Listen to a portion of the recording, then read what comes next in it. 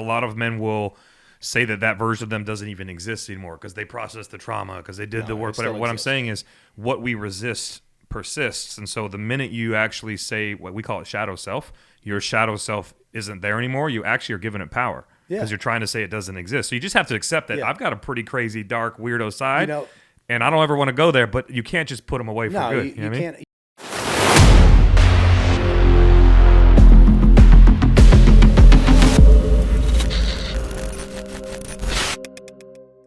All right, welcome back to another episode of Feedback. I'm your man, Nick Alfano, and we have, wait till you see the camera switch, one of my favorite human beings, a massive buddy of mine in Nashville that has plugged me into so many things. Most of you know I've only been out here about 4 years as we film this podcast. This dude is supremely connected all over the music world. I'll let him kind of break down his resume. But besides the music stuff, he's just a really good human being. So we've been connected now for about a year and a half. His name's Big Vinny. Welcome to the show. I'm excited to finally get you here on the podcast. Let's start this conversation. All right. I get double massive because I'm double G, B-I-double-G, Big Vinny. You can find that Big Vinny official if you go look at everything. And basically, I own the world's largest wrestling buddy collection. If you remember those from when we were kids, I got the world's largest wrestling buddy connection and collection, and that's how come that he's had me on the show. No, I'm just kidding. Do you really? Are you talking about the ones like Ultimate Warrior? Yeah, like Ultimate Warrior. It was like a pillow. Oh, it was like a pillow. Yeah, yeah. I don't really have them anymore, but I had them when I was a kid. I had Ultimate Warrior, Hulk Hogan, Macho Man, and Jake the Snake. Yeah, it was probably those times. How old are you? We're probably similar age. I'm 41. I'm 43. So yeah. I don't look a day over 42 and a half, though. You know. Wait a minute. But man, I appreciate you having me on, dude. I mean, you came on our podcast in this same room at one point, and I just knew from that day, I was like, dude, I love this guy. I love what you were doing. I love what your program does. You're reprogramming, and I've utilized a lot of your stuff. Just listening to you. I hadn't come to one of your big, massive events yet and got my butt kicked, but I do plan on doing that one day. But man, you've sat down with me and you've taught me a lot, and I appreciate that. And whatever I can share with your listeners and, hopefully help make their day better, make their life better, faith, family, fitness. Finance. Yeah, see, I'm glad. I always leave out that finance. I'm glad you left that one out because, again, that's where most dudes got it twisted. They try to put that money first, and I was that guy for a long time. I just want to get a quick, some background info on you. We got to get into the Biggest Loser stuff. I want to get into the music stuff and some of the big names that you've toured with. I've had the privilege of watching you and your wife just sit down and just literally just play live, and that was phenomenal. My wife got to sit next to me and witness that. So obviously, you just sent me a song. We need to get into that for a second because literally my man sent me a song that he wrote. He's a songwriter. And I literally teared up and I sent him a picture of me crying like a little girl. I love it. I shared it already. Yeah, if you have kids, we'll definitely need to find a way to share that song as a result of this podcast. But let's just kind of get into a little bit of background. Thank you for all of the kind words that you just shared. And yeah, to your point, typically my audience is male entrepreneurs, but there's a wider array as we move on with this. So we'll talk a little bit about some of the business stuff that you're venturing into as well. So let's get the background from your mouth. Try to talk loud over those overalls. Yeah, I mean, I try to wear the loudest overalls I can. Well, I'm called the overall attraction. And a lot of people are like, oh, is that your get up? That was like your stunt for coming to Nashville to set yourself apart. I'm like, nah, bro. I grew up on a farm. And I never forget, and you'll probably hear a lot about my stepdad today. I had a really kind of rough childhood. Not kind of rough, really rough childhood. But I never forget, one day he come up to me, he goes, are you strong? I was about 10 years old. Yeah, I was like, yeah, I'm strong. He's like, how strong are you? I was like, I'm real strong. He's like, okay. Takes me outside. We get out there, and there's a big old hay bale laying there. And he said, pick up that hay bale. I picked up the hay bale. He said, throw it in the back of the truck. I threw it in the back of the truck. He goes, get your ass in the truck. We're going to haul hay today. I was like, huh? Next thing you know, I'm out there for 10 hours throwing hay bales and picking zucchini and squash. We worked with the Amish. We lived in an Amish community, but we weren't Amish. It was very odd. But either way, and so what happened was, as a little fat kid, I was about 200 pounds by 10 years old. I was very large. But were you strong, naturally strong? Because I've seen you lift now. Today you were throwing around 400 pounds. Strong. I was always. Yeah. I mean, when you're 10 and you got to carry around 200 pounds, you're going to have to be strong, Pushing yourself out of bed was hard at 10 years old. But anyways, so I threw that hay bale in there, and, I ended up out there hauling hay. Well, I was a fat kid, so I was wearing my pants, and the whole day they're falling down. So then I was like, okay, well, I got to get a belt. So I get a belt. Well, then, you got a big old belly, and you got a belt on us, and they're just rubbing raw the whole time. So then you're in pain. So I'm like, dang, what am I going to do? And then I realized why so many people wear overalls, farmers and stuff wear overalls, because you're out there moving behind a tractor, which, sometimes with a truck, tractor, whatever, with a trailer. And I was like, okay, I need to get some overalls. So I saved up my money, my allowance, whatever, went and bought a pair of overalls. And then I started wearing them when I was hauling hay and doing all that kind of stuff. So Were these high quality, like Duluth Trading, no, like no, Invincible overalls? these were Liberty overalls, the number one best brand in the world. I mean, these are not Liberty. These are. Are you sure? Hold on. Hold on. We're going to get a picture of them again. Everyone pause.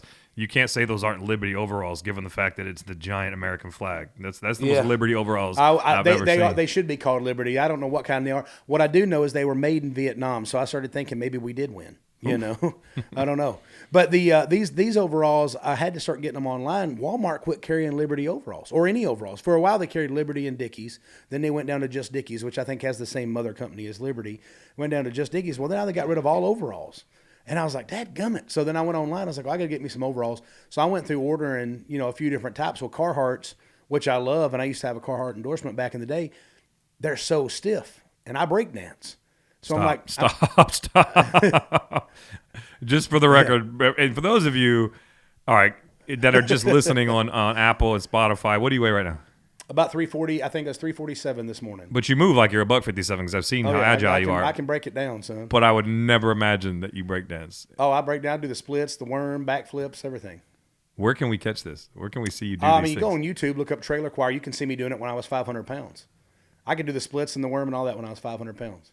Okay, we're gonna get to that. All right, so oh man, Carhartts don't work because I like to break dance. Liberty that you get on, the ones that I could get online, I would order them, and they were a little bit better. They weren't quite as stiff, but I kept ripping them out on stage when I would do the splits. I'd go down to the splits and I'd come back up, whoosh, rip the whole crotch out. I'm like, dadgummit.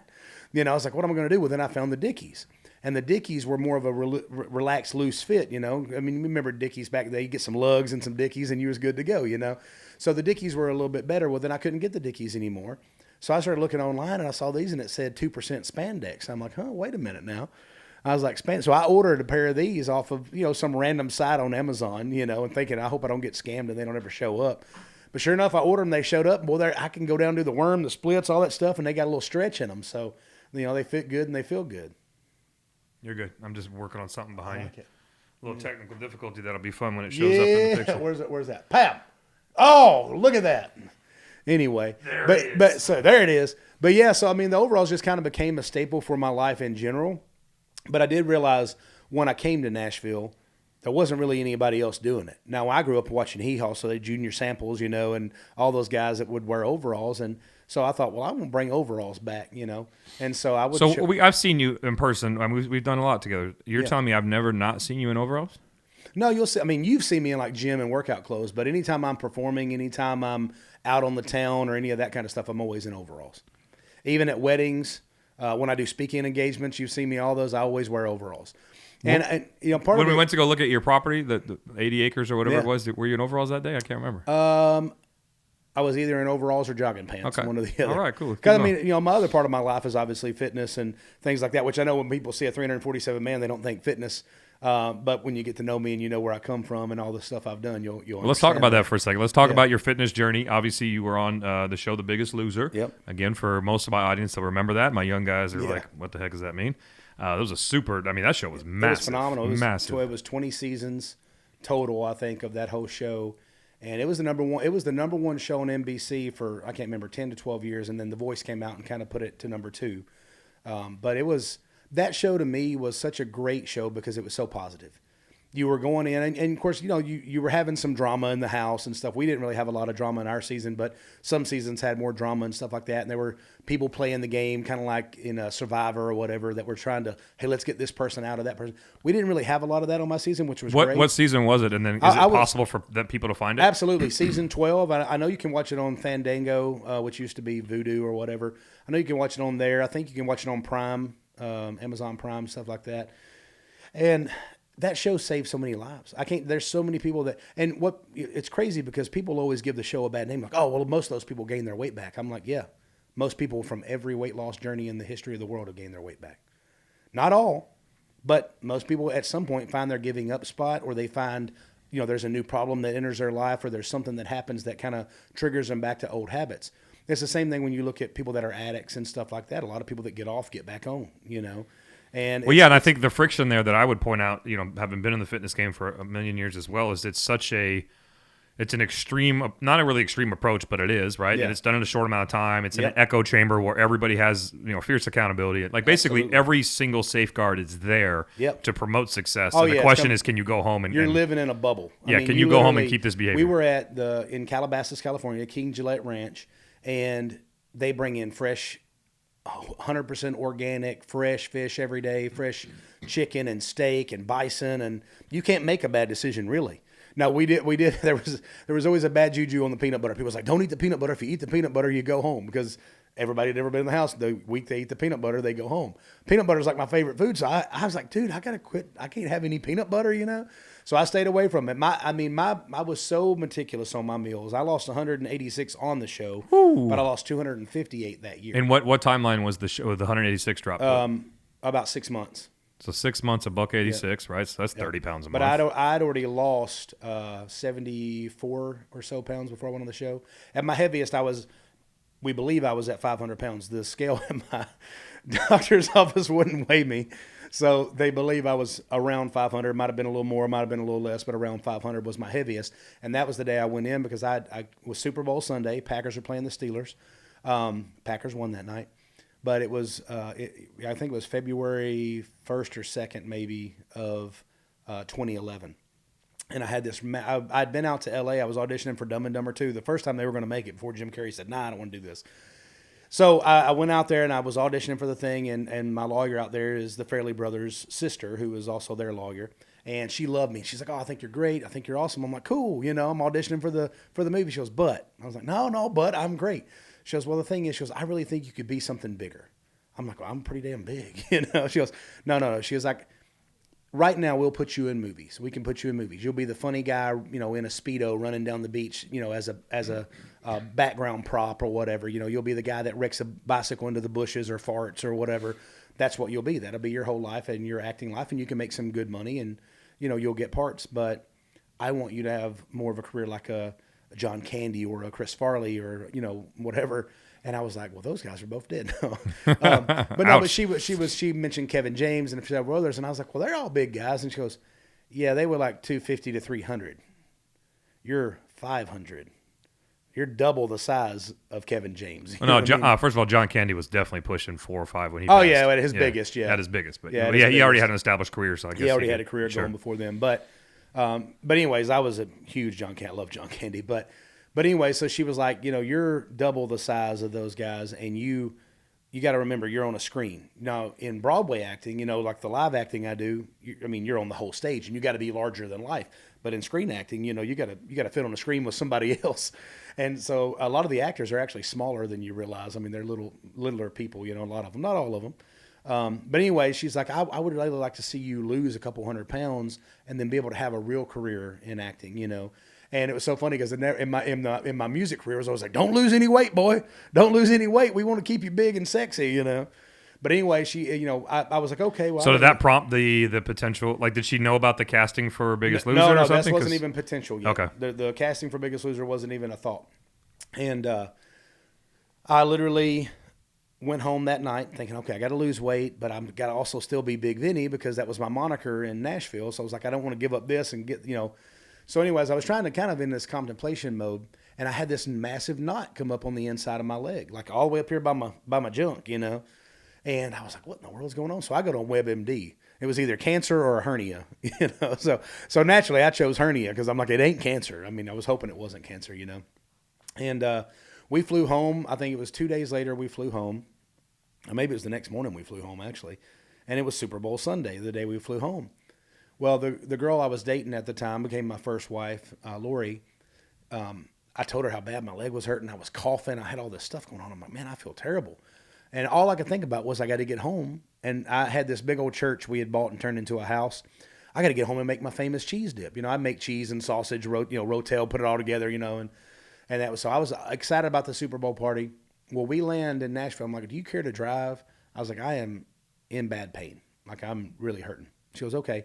She drove straight to the emergency room, got out, went inside, took the keys with her, and said, "You're going to go to the emergency room, find out what's wrong with you." So she ruined your Super Bowl. She ruined my Super Bowl.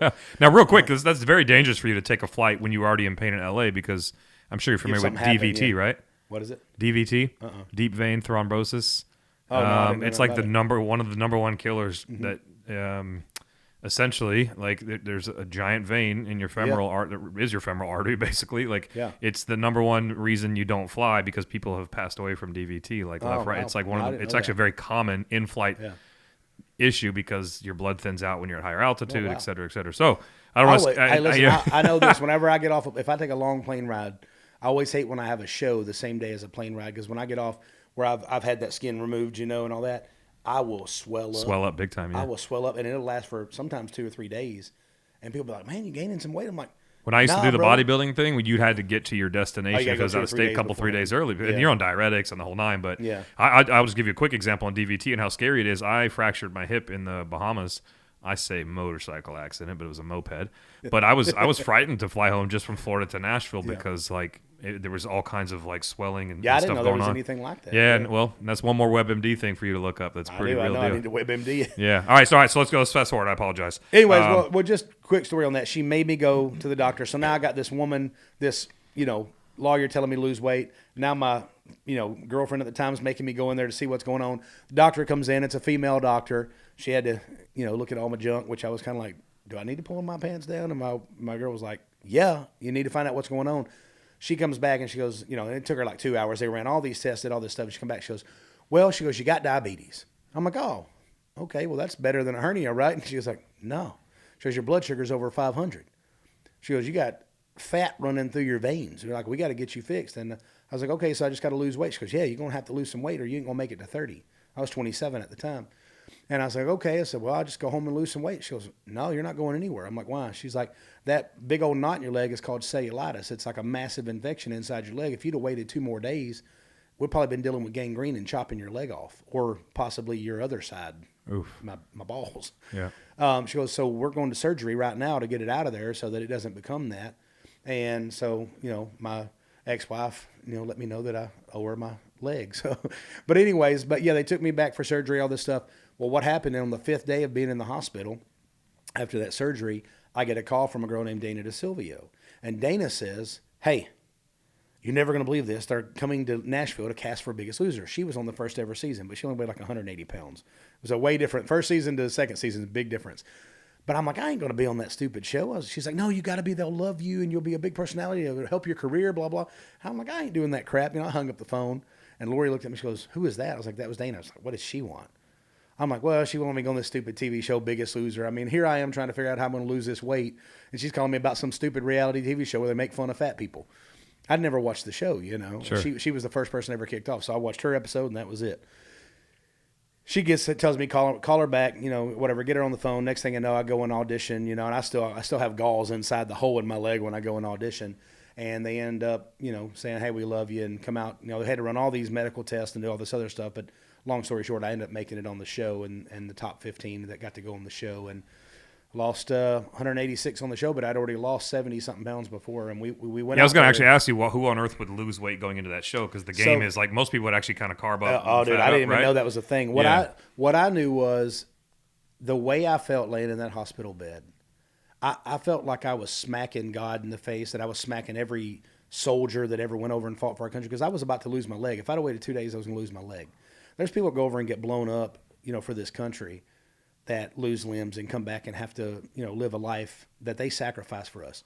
Mine was, hey, I went and got donuts at 3 a.m. at Krispy Kreme. I went and ate ice cream. I'd have a whole bucket of the Neapolitan ice cream with Doritos just dipping and eating it. I didn't care, because I thought I was the sexiest man alive. I really did. I mean, I think there was a part of me, obviously, deep down that was really hurting. I mean, obviously there was. We can get into that later. But I thought I was invincible. I really did. I thought, dude, it don't matter. I'm good. Look, I can do the worm. I can do the splits. I could rep out 25 push-ups even at 500 pounds. I could boom, boom, boom, rep it out. But I'll stop you right there because I do want to, for a second for my audience to understand, because the world I live in, the neuroscience and reprogramming the mind. One thing I've always admired about you and how long I've known you is that infectious, contagious energy that you bring to every place, but that it is an aura of invincibility. Like, yeah. I can do anything. Like, I don't think you know who I am. Like, just wait, give me 2 seconds. So, because a lot of people struggle with that, right? And so, I guess my question would be, if we were to have you gone back and unpacked where that came from? Absolutely. Like, was it when Dad asked you, "Are you strong?" and you're over here chucking bales of hay? You're like, clearly, I'm the man. I'm amazing. Yeah. So like, where did that come from, So, and how did it stay sticky? yeah. Because Yeah, and that's a phenomenal question. Nobody's ever asked me that. I always get to this piece of the story at some point. Whenever I was a little kid, and I'll probably get emotional, but my stepdad beat the teetotal shit out of me pretty much every day of my life. He called me useless, fat, MFer, like every name in the book, and talked really bad to me and about me. And then, of course, even to other people, he would tell them how worthless I was and all this other stuff. Even though I went out and worked for him every day. I mean, we hauled hay, we sawed down trees. We had a 27 tree orchard. We had corn. We had all that. I mean, we worked. And so I wanted to prove him wrong so bad. So everything I went and accomplished, I was an all-star football player. I was an all-star power lifter. I did all these things. I didn't ever do it for me. I always did it so I could look and say, I told you so. I told you I could do it. so we'll call that chip on the shoulder. Yeah, mentality. so I chip on the shoulder kind of thing. And for the longest time, every accomplishment I had was me. I didn't even realize it, but I was running from facing all the stuff in my past, from facing how much I was mad at my mom for the things that she let us go through, from facing how bad, I don't even know if I've ever told this on a podcast, but there was one night that I walked into my stepdad in my mom's room with a knife, and I was going to kill him because I was tired of him doing what he did to me, what he did to my brother, what he did to my mom, watching him beat my mom to where she was bleeding on the floor. Like, I wanted to kill this dude. And I always say, God pulled the knife back, it's kind of like Isaac and Abraham, I was like, I wanted to kill him. And I don't know what it was that made me stop, other than just God was like, that's not what your destiny is or what your future is. But anyway. Think for a second how many lives you've changed. Just I've seen you from stage. I've seen you, in a small venue. I've seen you in a large venue, and I've watched people just flock to you, and you've said 3 words to them, and then they're a different person, man. Yeah. So like, and I love people, and I feel like God has a divine plan for every one of us, and we're the ones that get off track. We're the ones that make a decision and go this way or that way. Think about how many different parallel universes that could exist if you made one different choice. Like if you chose to drive drunk one night and killed somebody, you're in prison for 8 to 10 years. That person is gone. Their family has suffered. Like every little decision you make can lead to something that changes your life, changes other people's lives. But anyways, for the longest time, everything I accomplished, when I got the record deal, when I came to Nashville, every single thing that I did this in order to prove other people wrong, to prove that I was worthy, and almost like, I guess, feel like I had worth in this world, But that was my goal. That was my intention. On Biggest Loser, after facing, a lot of my fears and having to forgive my mom and, realizing that, she had a bad life too and that she was a victim of her circumstance, I had become a victim of my circumstance. Now, a lot of people will turn to drugs, alcohol, other stuff. I turned to food and accomplishments. Those were my 2 drugs. Like, the more I can accomplish. And, of course, women were a huge thing for me. It's like, because I wanted to feel like I was worthy of women, because when you're a heavy guy, you're not supposed to allegedly have girls or whatever. So it was like women, food, and accomplishments. The more I could do that, then I was worth something. Because if you had accomplishments, you probably had money. If you had women, it means you even though you may be 500 pounds, you were still somehow attractive enough to get those those women or whatever. So you can get the women, the food, and the accomplishments. The food was the part of me that was like, I would feed my dopamine dump. You know what I mean? I call it my dopamine dump. I would literally just pour this food in because it made me feel good. With food, when you celebrate, hey, let's go get some food and celebrate. Whenever you're sad, hey, you know what? Everything is around food. Like you said, funerals, graduations, weddings, lunch meetings. And I grew up in the South where, my granny made chicken and dumplings and yeah. chocolate gravy and biscuits and deep fried chicken, all this stuff. So anyways. Real quick before, I just want to pause you on the dopamine things. This is a valuable lesson for the audience here. Dopamine is called the taker's drug, and what it really is, it's one of the only. So we're all really ran by 5-6 major chemicals. Dopamine is the one people really hear about the most. Serotonin, oxytocin. You've got endorphins, obviously, which is the body's painkiller, runner's high. Where I'm going with this is dopamine is the only one that you can access alone. Yeah, which is the food one, right? Yeah. However, like the female one, there might have been a little dopamine in the chase. But once you have another person involved, it's serotonin and oxytocin, which are arguably clinically proven stronger than dopamine. Yeah. But dopamine is the scariest one because it actually has the most addictive personality. Yeah. And you don't need a person. You can hide in a closet and you could do meth. You could eat. You can, so. Well, and the problem with it is it's the one that the reason it gets you addicted is because first you got one cheeseburger and that gives you what you need. And the next thing you know, you're like, man, that one cheeseburger was good. I wonder what it'd be like to have 2. And you eat 2 cheeseburgers. Then the next thing you know, you're going. Like any drug, you build a tolerance. You build a tolerance, and next thing you know, you're going to McDonald's, ordering 5 or 6 cheeseburgers off the dollar menu and soda and fries and everything at 2:00 in the morning because you can. I lived, back then everything was 24/7 pre-COVID, so you could go right outside my house. 1 block over was McDonald's. We'd go over there and just get whatever we wanted. I'd tell everybody, well, y'all won't. I'm going to pay for everybody's crap, which was another story. But well, the frightening thing is they make it not only accessible 24/7, but it's actually less expensive to eat shit. Oh yeah, to eat like crap. Yeah, You know what I mean? I would go out there and spend $10 and get a massive amount of food. But anyway, so what happened for me on Biggest Loser was I faced all those fears. I forgave my mom, and my whole mindset changed because when I was out there, I thought I'm going to be more famous. I'm on TV. I'm all that. That was the original push for me to go be on the show. That was what my brain needed to say yes to go do it. It's amazing how the reasons that you go for and the reasons you come back from are so different.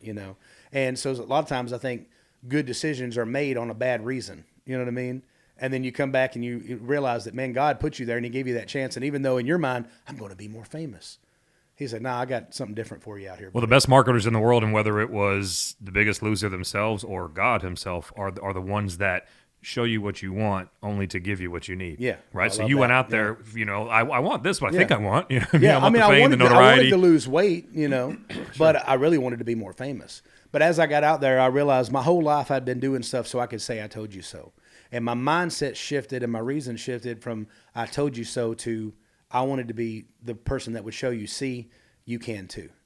So just that means the same thing. It's massive. No, either way, it's me doing it and it's me accomplishing it. But instead of me doing it with this spite of in spite of all this stuff, it was, hey, let me show you that you can too. Let me show you that if you came from a broken home, if you came from poor, nothing in the backwoods of Tennessee, getting the crap beat out of you every day by a drug dealing stepfather, you can still go out there and get your dream. You can still go be on the road with Toby Keith. You can still get the record deal. You can still be 500 pounds and do this. You can still do all this stuff.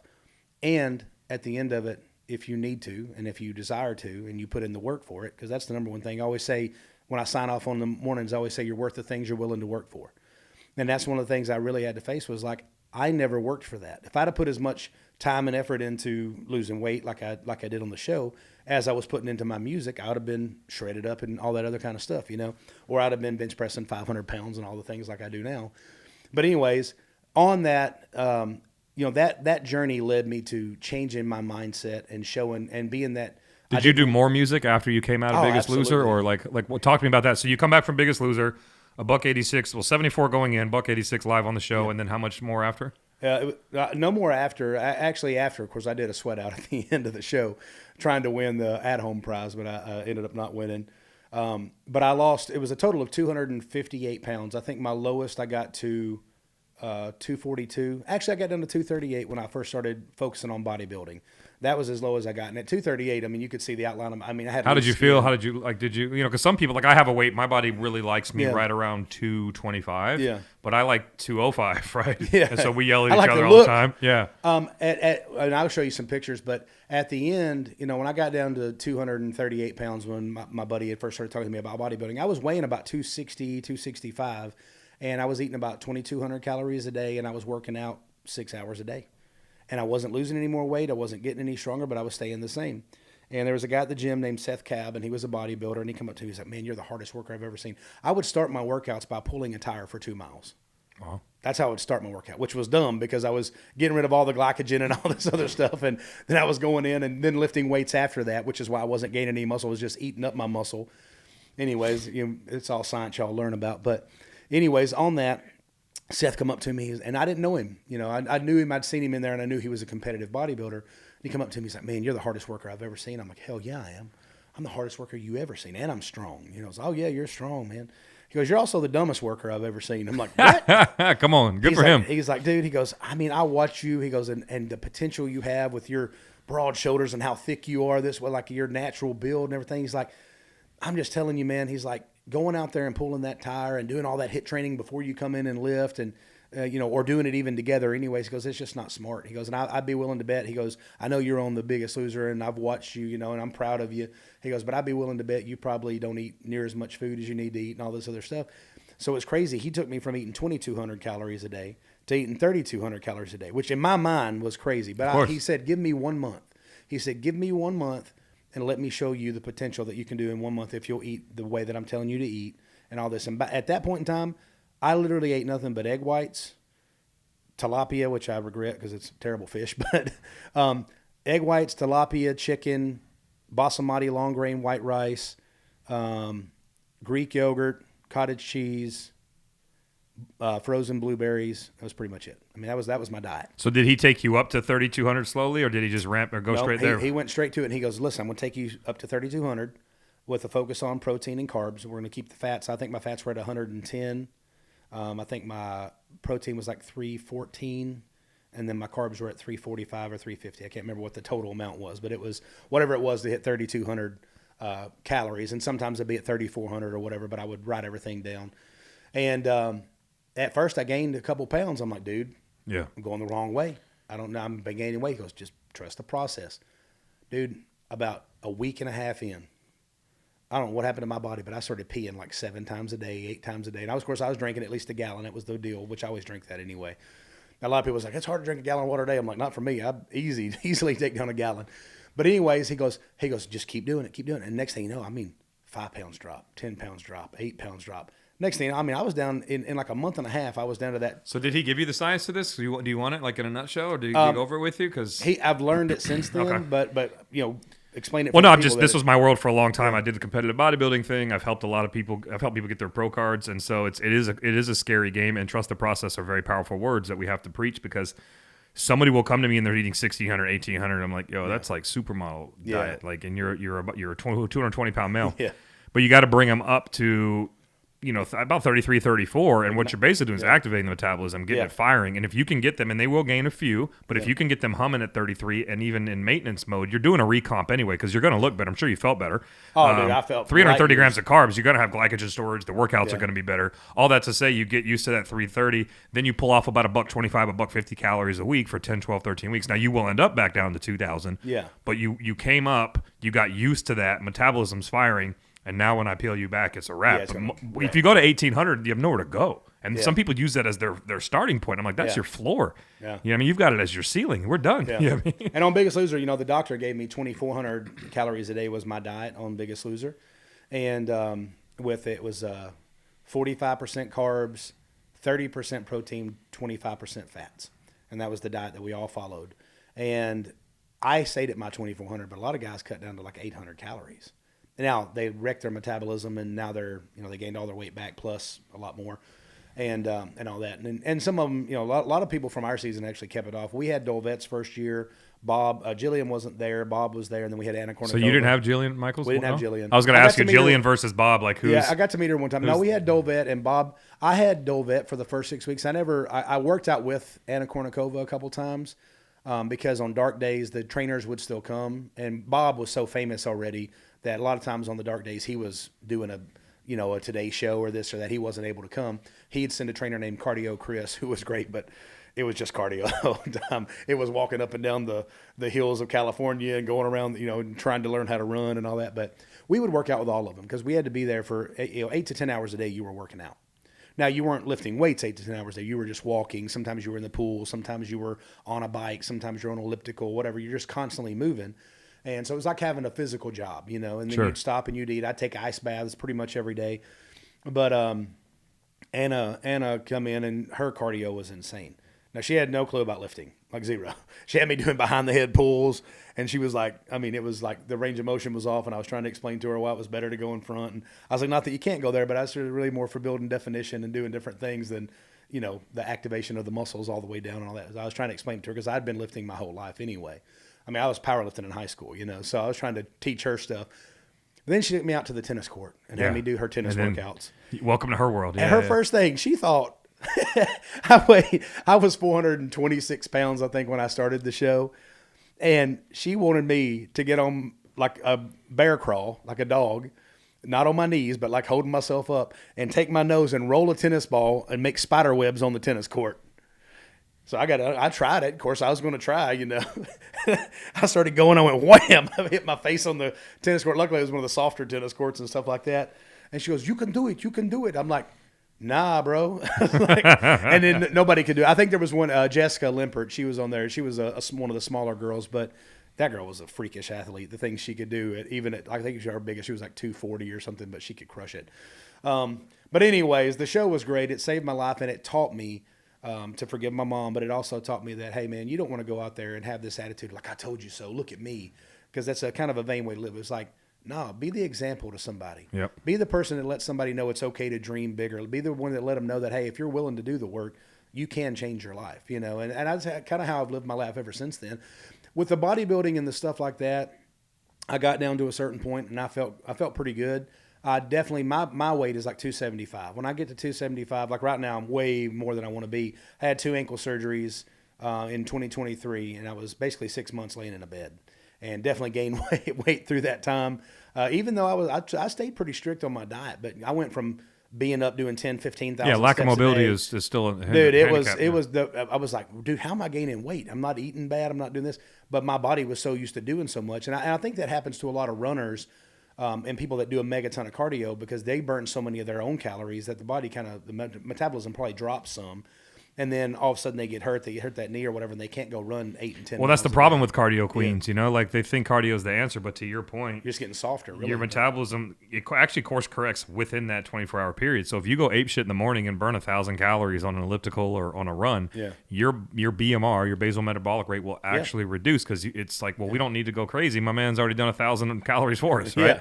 And so, if you depend on cardio, like, I mean, we say this all the time, but 75% of the game is in the kitchen. Yeah, and it is. You can't outrun or outwork a bad diet. You just can't. I mean, I used to always preach it's calories in, calories out, which I think for your Super basic, just getting started. Yeah, when you're just getting started, it is. But as you're if you're wanting to gain muscle and get bigger and stronger, like that's what my focus turned to after I realized in the bodybuilding world, once I found out, in order to compete, and actually compete and be on a stage. Now, I could have got down lean enough to get on a stage, but I didn't want to be that guy who's like, well, he's done a great job for a guy that's lost 260 pounds. I was like, I wanted to get up there and win.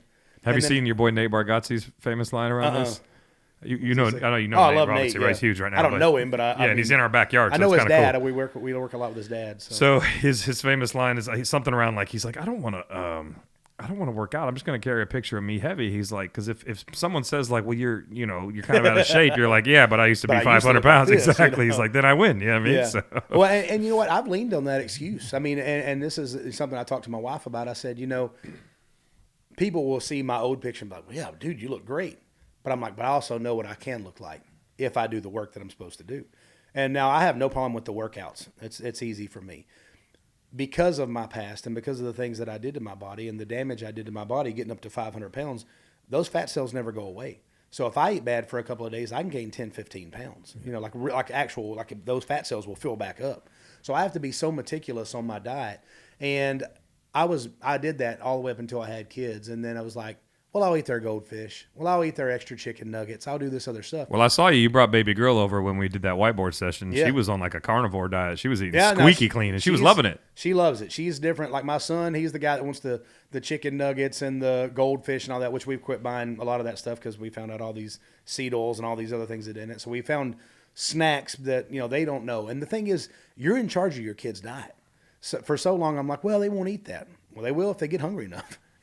So my kids, they pretty much for dinner at night, a lot of times they have steak, and I cook it pretty rare. My daughter, they went to a Core Life Eatery or something like that the other day. It's like a healthy bowl place or whatever. And they brought her out steak for her little things that she was eating. It was like their version of a kid's meal. And she looked at it, she goes, where's the blood?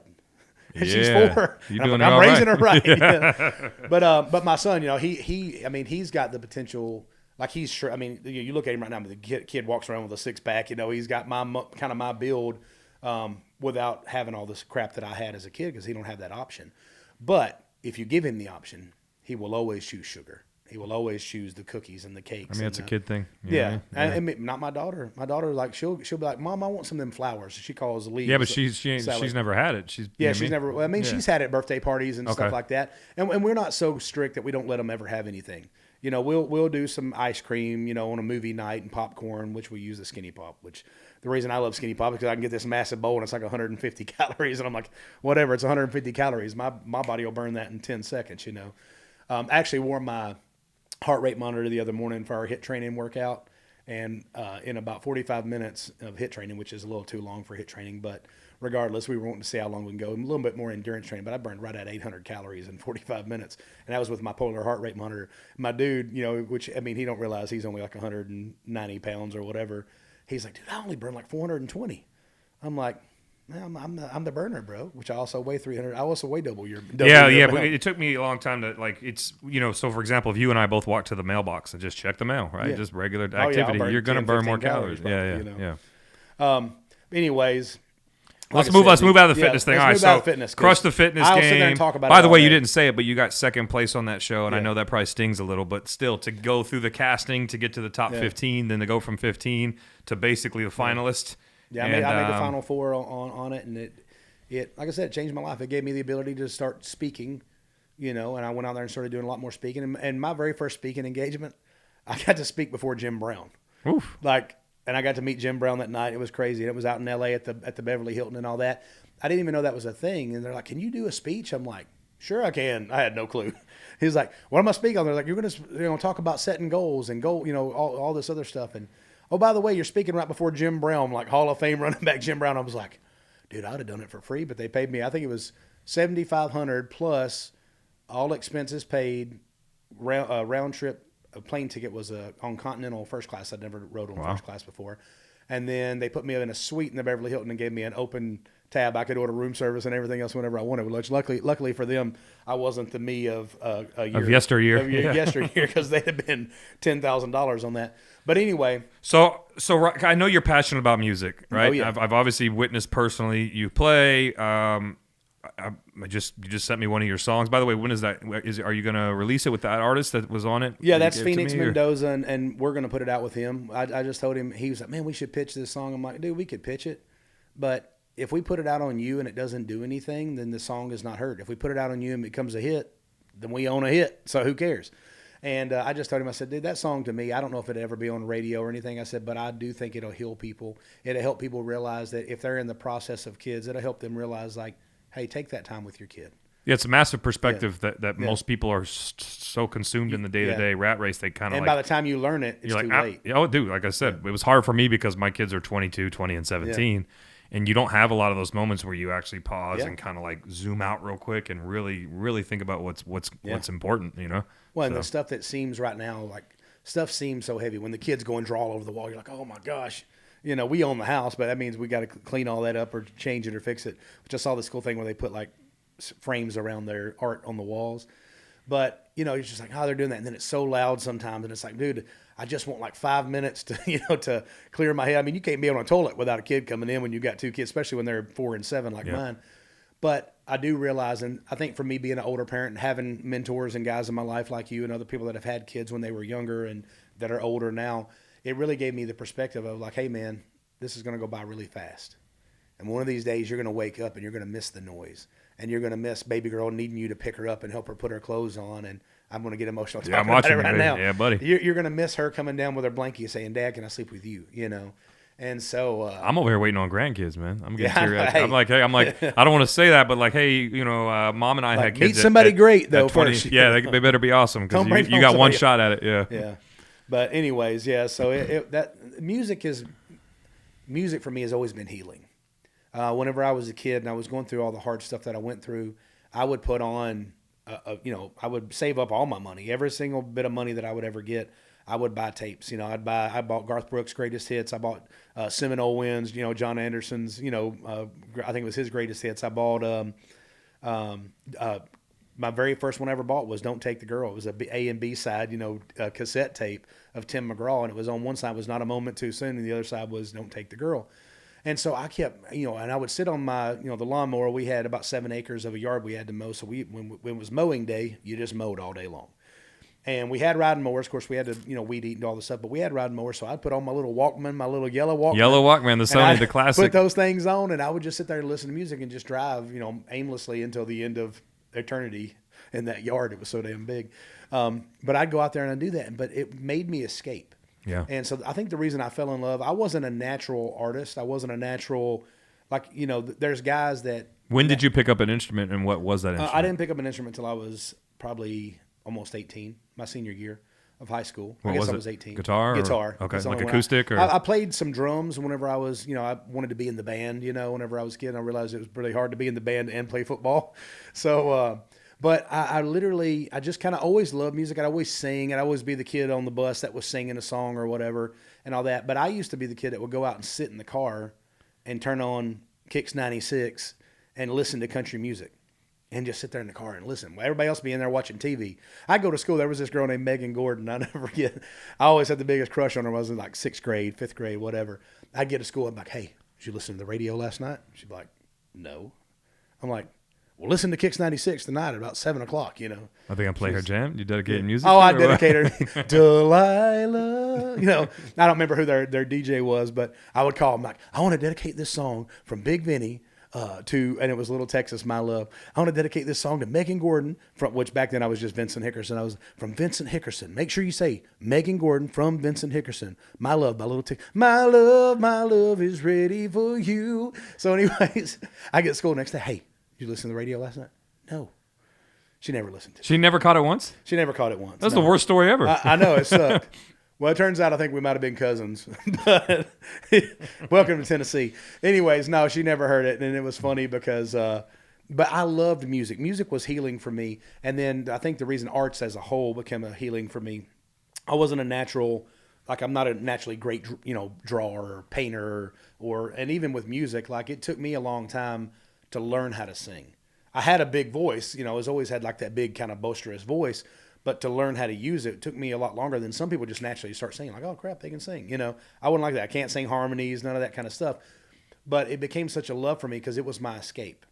Movies and music and all that became my escape. So I could watch an Adam Sandler movie and escape the terrors of my stepdad. I could watch Rocky III, which was my favorite when I was a kid because it had Mr. T and Hulk Hogan in it. I could watch Rocky III and feel like, dude, I can do that one day. I feel like Rocky IV is better than Rocky III. I love Rocky IV too, but when you're a kid, Rocky III, when you got Sylvester Stallone, which was Rocky and Rambo, you got Hulk Hogan, and you got Mr. T, all in one movie. I mean, it was a big deal back then. We got to get Hulk on the podcast. By the way, Hulk Hogan, if you're listening, we've been in the same room a couple times. We've got to get you on this thing. So let me tell you something, brother. Yeah. You get some American beer in here. I've met Hulk several times, and I could probably get you a contact. Yeah, let's figure that out. Yeah, we played his beach bar back when he had Hogan's Beach Club. It was part of the Best Western or whatever it was. Out there in Clearwater? Out in Clearwater. Yeah. And he came out. He loves music. He was a bass player before wrestling. I can see that. I can see him slapping the bass. They found him in a hotel bar that the wrestlers were at playing bass, and they went up like, dude, you're huge. You should be a wrestler. He's like, I don't do that, His daughter's a singer. I've got to write songs with her and work with her some. And then Nick, his son, is a DJ now. So, but anyways, he's a great guy. I mean, I know he takes a lot of flack for, stuff from the past and all that kind of stuff. But when we played at his bar, he came out and had, back then a Bud Light before Bud Light got, blackballed. Yeah. But he came out and he had a Bud Light and he was standing there talking to us. And he said, man, he goes, do y'all mind if I pray with y'all before you go on stage? Come on. And I'm sitting there thinking, dude, is Hulk Hogan? Call me Terry.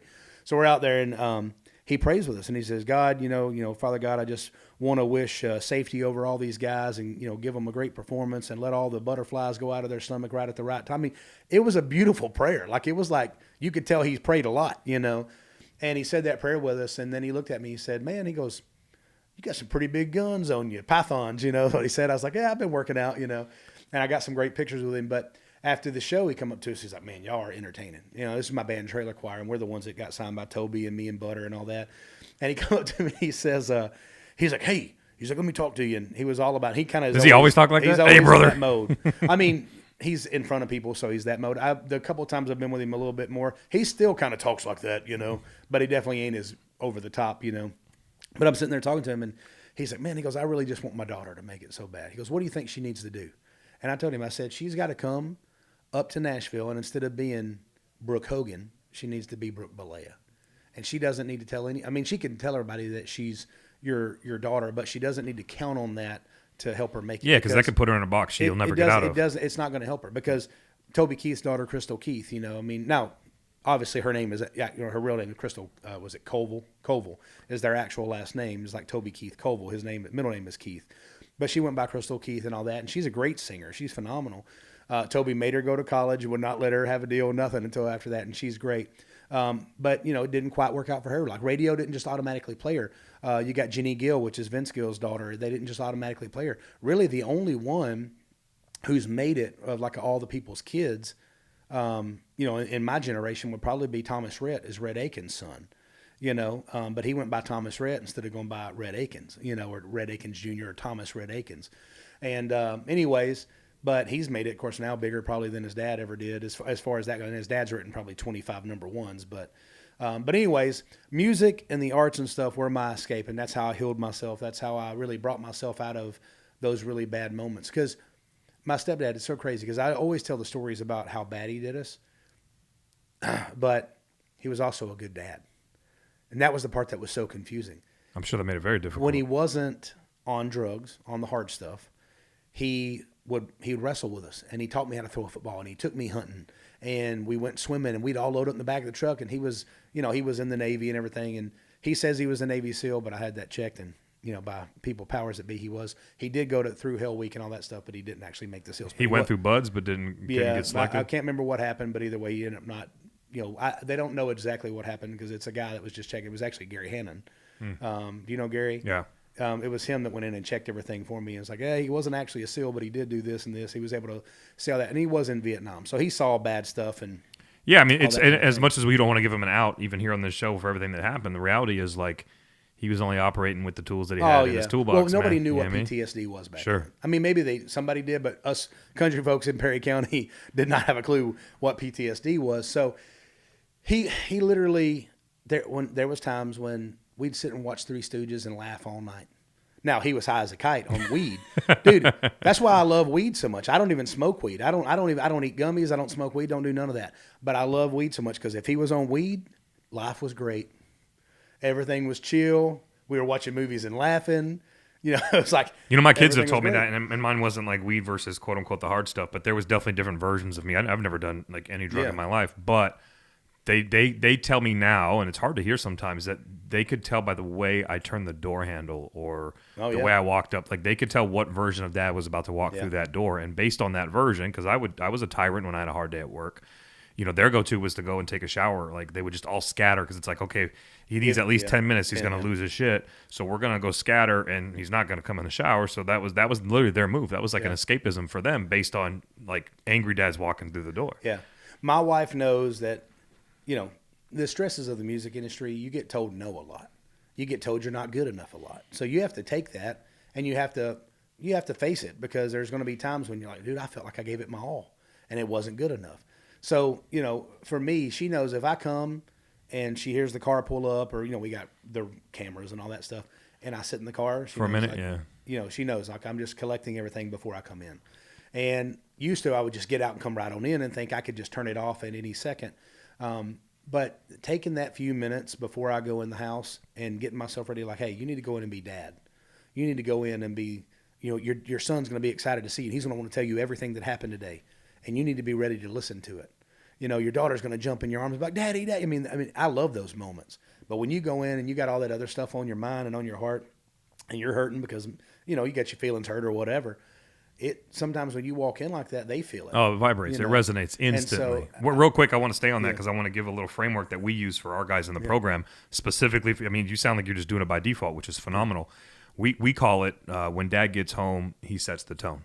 Oh, yeah. And so it's exactly that. Whether you have to park a mile from your house or sit in the driveway, if you got to go through some box breathing, a meditation, whatever you need to do to collect yourself, compose yourself, and leave all that shit in the car a mile down the road, when you walk through that door, you're going to set the tone for how your family shows up for you. And a lot of men are really frustrated because they're not getting the love that they think they deserve inside of their four walls.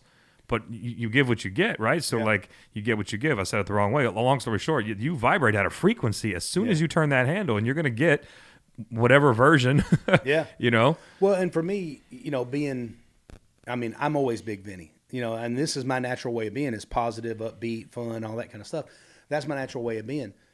But when you go out and that's your job, is to be on for everybody and to make everybody feel comfortable and I'm really good at it. But even for me, there's a time when I'm like, I bet it's exhausting. Like, I need to be able to make a mistake. I need to be able to be like, and I only have, I'll talk to you. I would talk to Jared Blake. There's just, Jeff Suter. There's just a few people that I feel like I can literally let loose and be like, okay, bro, let me tell you, this is what's bugging me. And I don't ever want to put that on other people. You know what I mean? But you got to have one or two people in your life that you can count on to be like, man, everything ain't always great. Yeah, this is a heavy bag. I need you to help me carry it real and quick. sometimes it's nothing. And you talk to them and, God puts the right people in your life if you are willing to accept them that can say, well, bro, this is how you handle that. Or this, don't worry about, for me, it's always when my only time you can ever really see me get down is when somebody takes advantage of my niceness because they don't understand the person I could have been and the person I still could be. I don't let myself go there, but when you was raised like I was and you went through the things that I've went through, that lives inside you somewhere. Yeah, that version of you is still alive and well. Yeah. If you push me to a certain point, I can break. And I don't ever want to be that way because I'm afraid of what would happen. When you're naturally a big and strong guy anyways, I'm not some skilled fighter. I'm not trying to say but I could go into a place where I can't feel pain, where I can't, I can't control it. I don't ever want to go there. Real quick, I want to ask you about that because like a lot of men will say that version of them doesn't even exist anymore because they processed the trauma, because they did the work. But what I'm saying is what we resist persists. And so the minute you actually say what we call it shadow self, your shadow self isn't there anymore. You actually are giving it power because you're trying to say it doesn't exist. So you just have to accept that I've got a pretty crazy, dark, weirdo side. And I don't ever want to go there, but you can't just put them away for good.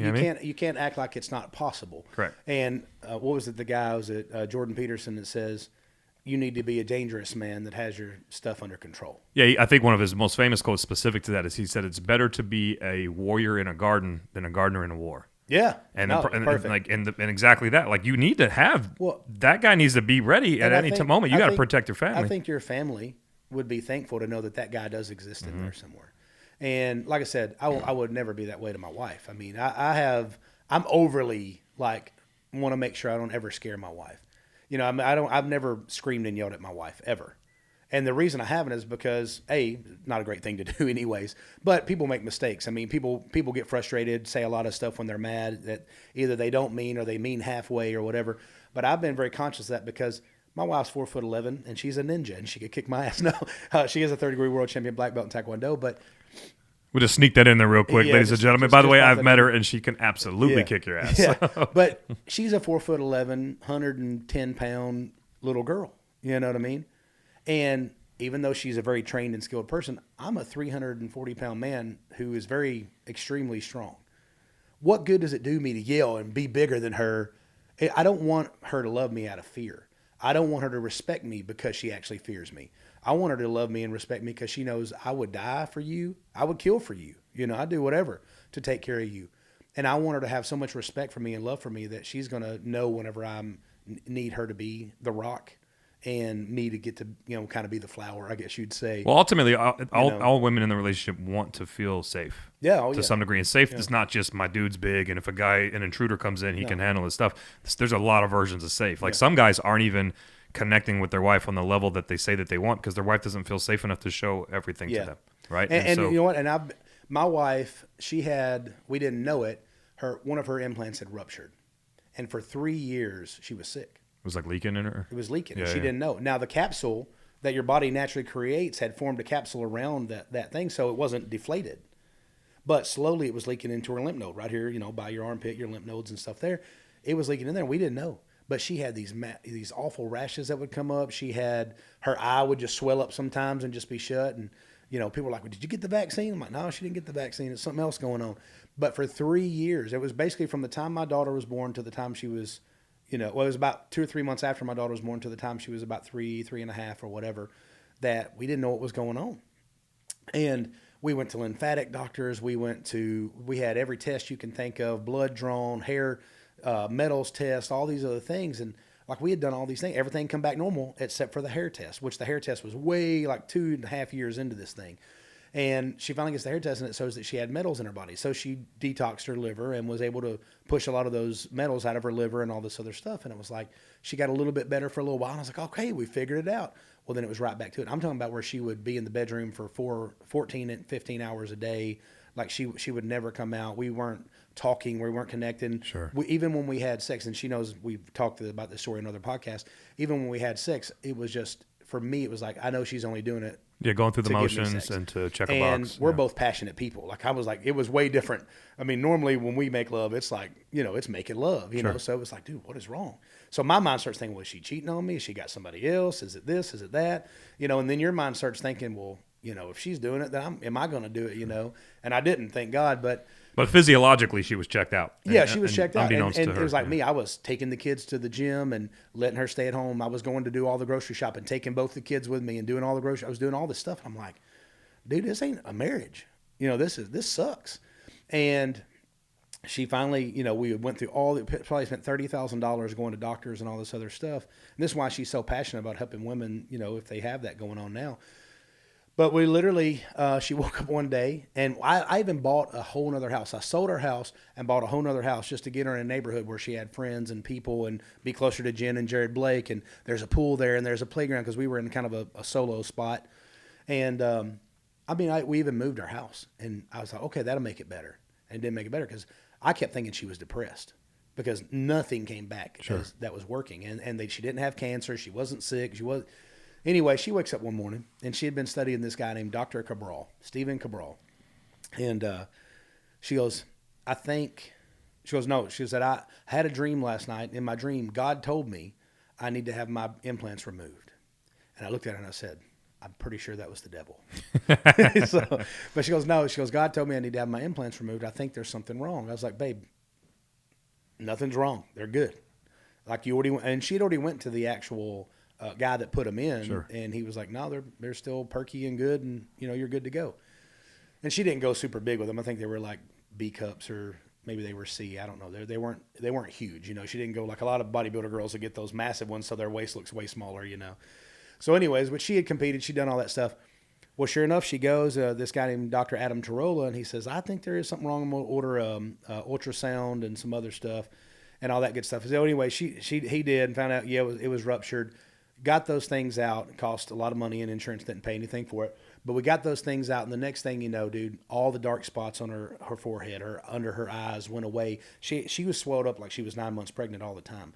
That all went down and went back into place, and now she's starting to show her abs again. But which I didn't care. I wanted to make love to her even when she was at her biggest.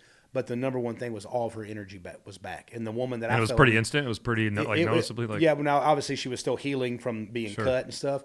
But her attitude was completely different. It was like this whole fog was lifted. And I had my wife back. I had this woman back that was full of life, full of zeal, wanted to, be in the bedroom with me, like all this stuff. But for two and a half years, that was rough, dude.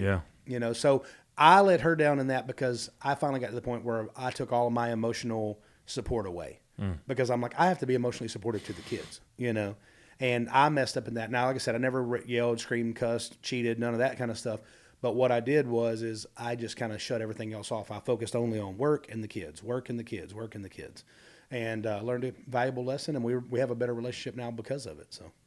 Well, real quick, before we get going, if you want, you could jump at that camera right in front of you. I want you to talk for like 1 minute on what your your new venture, what's going on, because I know that involves your wife. I know it involves helping people. And then I have one powerful question that I ask every single audience or guest that we're going to run to. So just explain Go Forth Wellness and what you got on the hat there. Okay, so Go Forth Wellness, my wife, we had worked for a very large fitness company for a long time. We ended up realizing we were building their dream. We weren't building our dream. And I kind of convinced my wife, hey, you need to make your own company. She's a third-degree world champion black belt, 25-year personal trainer, integrative health practitioner, and a bodybuilding champion. So I was like, you have all the credentials. You have all the stuff. You have this great personality. You're hot as shit. And so I was like, you need to create your own company. And she did. It's called Go Forth Wellness, which is her actual last name, Go Forth. It couldn't be any better than that. And she created it. It has its own app. We've got everything you need in there, from your macros, your daily setup, all your workouts, all your recipes, tracking all your food. And we finally put together this deal now where we have a B2B side of what we do. And we bring in, we work with all of your employees. We become the health and fitness, arm branch of your actual business. So it's a really cool thing. We serve individuals, but we are focused on that. So that's where we're going. So if you're an entrepreneur, you got some employees, you want them to get in shape, I promise you it's going to make them produce better. It's going to make them feel better. It's going to keep them at work more. And it's going to help their home life too. I mean, when you feel better, everything's better. Yeah, 100%. Your sex is better. There it Your is. life is better. If no other Your reason. money's better. All right, so final question. I ask this again to every guest. You may have to think about it, but maybe you don't. What does this word behind my big old head mean to you? What comes to mind when you hear feedback? Now, you're in the music industry, so it might be something different, but really, like, what is it to you, and then how do you personally, like, handle it or process it, you know? So it's hit me a couple of times, and I didn't even know you were going to ask this question, but when I hear the word feedback, my immediate thought as a musician who gets critiqued on every song you write is, hey, I just want to get your feedback on what this is. As a businessman, hey, I just want to get your feedback. So to me, a lot of times it talks about when you're looking up to somebody and, you know, somebody you trust, like when I came to you with what we're doing with our business, you're somebody I trust. You're somebody that I'm like, hey, if you give me feedback, I'm going to trust that. So that's part of it. The other thing was when I broke it down, and this was going on in my head literally while you're talking before that question, but feedback. You get back whatever you put in. Oof. You know, so whatever you feed yourself, what are you getting back from that? And that really hit me because I'm like, so many times in our life, and I'm not just talking about your food that you put in your mouth, but the food you put in your brain, the food you put in your heart, all these things that you put in. What is your daily practices? What are you feeding yourself, and what are you getting back from it? So, So, by the way, that was phenomenal. I don't want to say it's the best because I'll have some other guests hate me, but that was my favorite so far. Two things are going to happen with that question, by the way. Someone's going to do their homework before they get to this podcast and have I don't want it to people to know because they're going to like archetype some like eloquent response. No, in the moment, what does it feel like, et cetera. So anyway, I absolutely love that response, and I don't really know what else to do. I never know how to finish these things. Well, so I can tell you how to finish it. Here's the deal. We didn't get to half the stuff, and I would like to come on more, man. I love what you're doing here. I think you being a leader of men like you are, and you're doing it from experience. You've humbled yourself, and you've made yourself, you put your own story out there, what you've done, the mistakes you've made, and how you remedied those things. I love that. I think we need more of that in the world for men. I'm not telling you to be a weak man. I want you to be a strong man. But part of being a strong man is to realize your flaws, your mistakes, and all that good stuff. Face them head on, and then go and get some feedback from people that you trust. Yeah, buddy. Well, yeah, man, I appreciate it. Like you said, you guys didn't see this, but I did one of these at one point because my man, Big Vinny and we can go on for hours. I can talk forever, and you can. No, well, both of us, we got some cool things we like, and we just get lost in the convo. So, lost in the sauce. We will definitely have you back. We'll figure out what that looks like. I don't know if you guys are still running yours, but I need to jump back on there. We just got all of our setup now. We got our own little studio going. We love being in here. I mean, Hyder Studios, the Hit Labs was great for us, but trying to match our time with 3 individuals plus when this place was available was really tough. So. Yeah, it's easy for me. He gave me keys and a code, and I live closer than he does. So I just come down here after hours and bang out episodes.